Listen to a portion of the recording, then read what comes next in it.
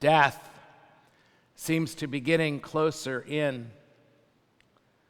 Soon, it seems, we will all know someone who died from COVID, or during these pandemic days without a funeral.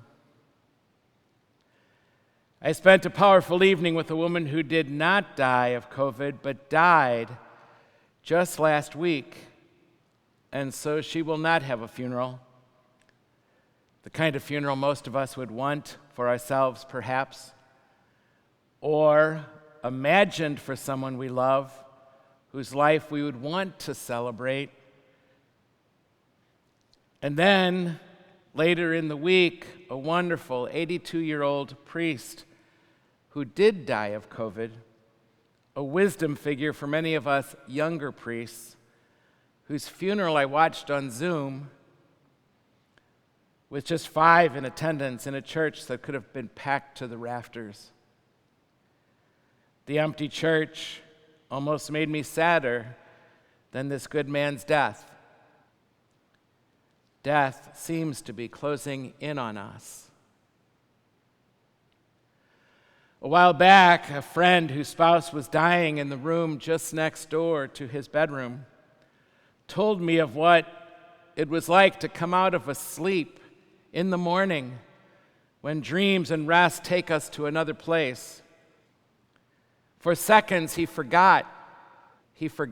Those very few seconds in the morning, he forgot. And then he looked up in his waking, and he could see his wife in her hospital bed in the room just across the hall. And then this immediate sinking feeling in his gut as reality dawns on him. Oh, yes, this is my world. This is my world. This is my reality. And it sucks. This Memorial Day weekend won't let us forget those who died in our wars. We built a beautiful memorial to them just a few miles east of here called the Soldiers' Memorial. And neither does this feast, actually, this gospel, this feast of the Ascension. Because you see, it has parallels in all of this death that is going on all around us. Getting on to be 100,000 now in this country alone.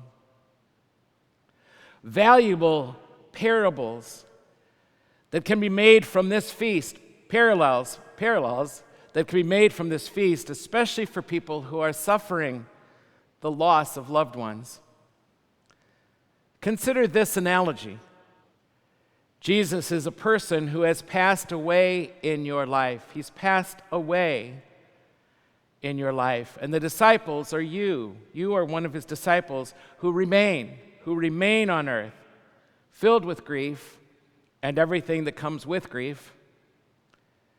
And Jesus reminds you in his passing that he is ever present, even though he has passed over now.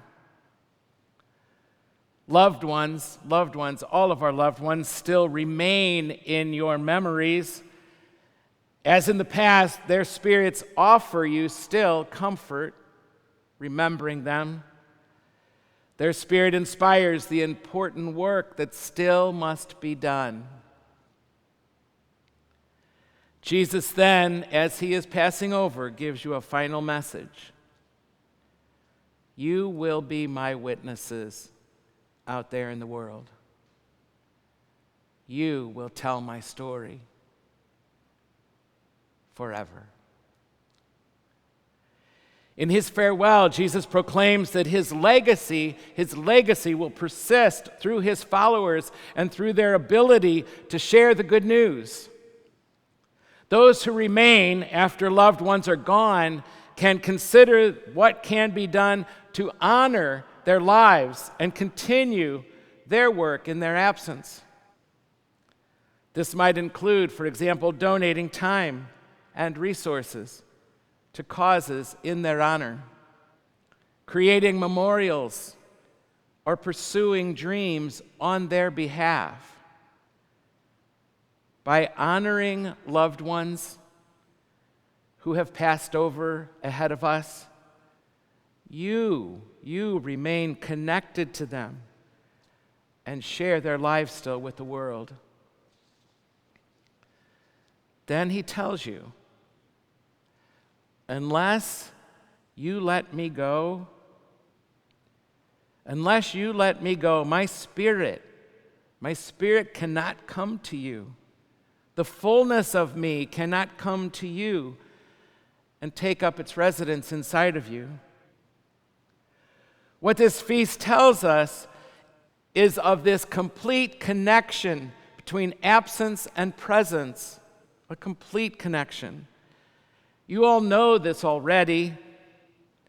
Only when you truly miss someone, miss them, when you long for them and when you need them, when you think about them because they're not here.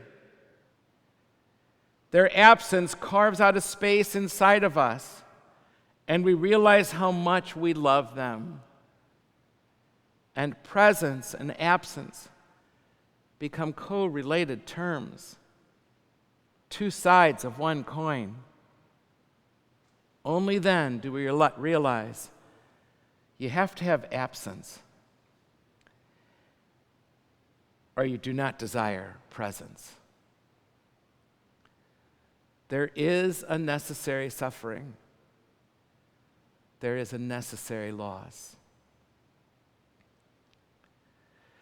Like my friend waking up in the morning and all of reality come crashing in on him. We all have those days when we wake up after a night's sleep and we're fine for a split second and then remember with this thud, oh yeah, there's an epidemic going on.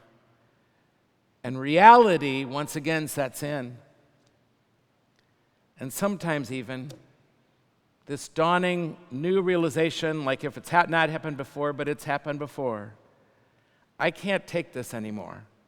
I can't bear one more death, one more count of the infected. I can't make sense out of all this. I don't like it one bit. I don't like life as it is being handed to me right now. My friends, it is in those very moments that God takes you to the edge of your longing, the edge of your desire, the edge of your need. It is at that place that God can become more real than ever before, but in a totally different way, and much more substantial and much more eternal. Because at that place, you can't sustain yourself anymore. You know that someone else is sustaining you. This is why we remember, why we take time to remember at funeral masses and along the way, special occasions for sure, and on weekends like Memorial Day weekend. It's why we remember. Remembering is a moral act. Remembering is a courageous act. Mourning, mourning, mourning is an ongoing muscle we need to exercise, to practice, to keep alive the memory. Absence needs to be lamented, honored, and told. So we tell the story of our loved ones. We must, as did Jesus' followers in his absence. They told it again and again, and so do I right now in this pulpit, 2,000 years later. I still tell the story they told.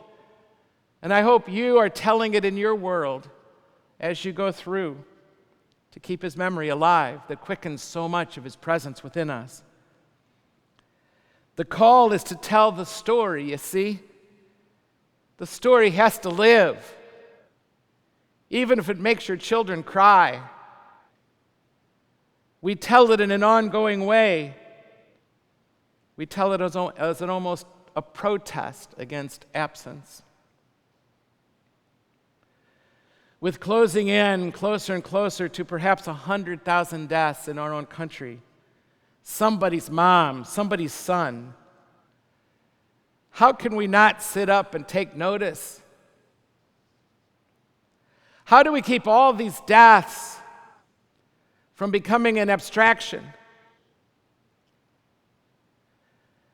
I propose to you that it's by taking those deaths personally. Yes, there are too many things we take too personally in life. This is not one of them. We need to take death personally. The great leaders of the Jewish Testament, when God was upset with them, when God found God's own self not liking them, it was because they were numb to the suffering of others. Noah was a perfect example of this. In these pandemic days, it's been really powerful for me to study the Old Testament more than I ever have in my life. And what went wrong in Noah's life, that was when he was warned that God was going to save his family and nobody else's, everybody else was going to be wiped out. Noah was so excited, he started building this ark and gathering in his family with no regard for all those human beings out there that were going to die in the flood. It was all about him and his own. He was numb to that. God doesn't like numb. God is not numb to our suffering. How dare we be numb to the suffering of others? Jesus did not rush Martha and Mary through their sorrow at the death of their brother and his friend, Lazarus. But instead, we just heard a few weeks back, instead, he met them there in their sorrow. He met them in their sorrow. He dwelled with them in their despair. He wept with them. Our losses now are so great and so isolating. We cannot even mourn together for those we love. No funerals, no graveside services, no memorials, no embraces. Just Jesus. Deeply moved, offering us a place to rest our exhausted heads, joining his tears to ours. Alone in our homes. Alone in our homes, no one can see us enfolded in the arms of a grieving Jesus. But if they could, they would say just what they said on the day Jesus made his way to Bethany. See how he loved them. See how he loved them, is what they would see if they could. We wonder if the world will ever be the same. No, the world will never be the same because hundreds of thousands of us are gone, and the number grows higher every day.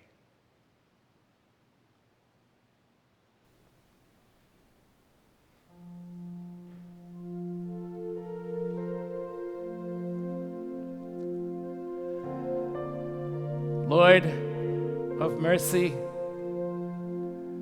Lord of compassion,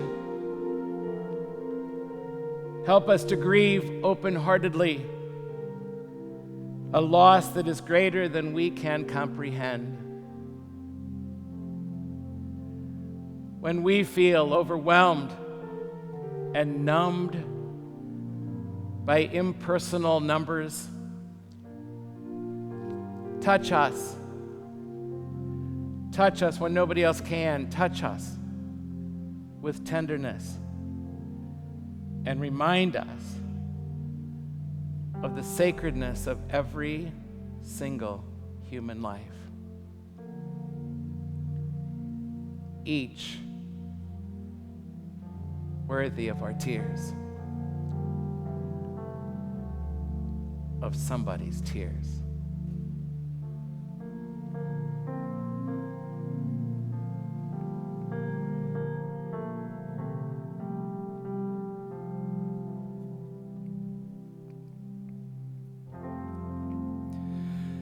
May choirs of angels escort you into paradise, and at your arrival may martyrs receive and welcome you. May they bring you home into the holy city, Jerusalem.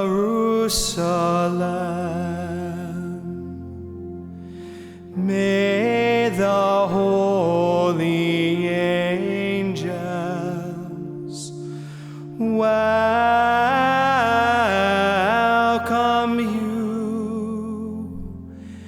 And with Lazarus, who lived in poverty, may you have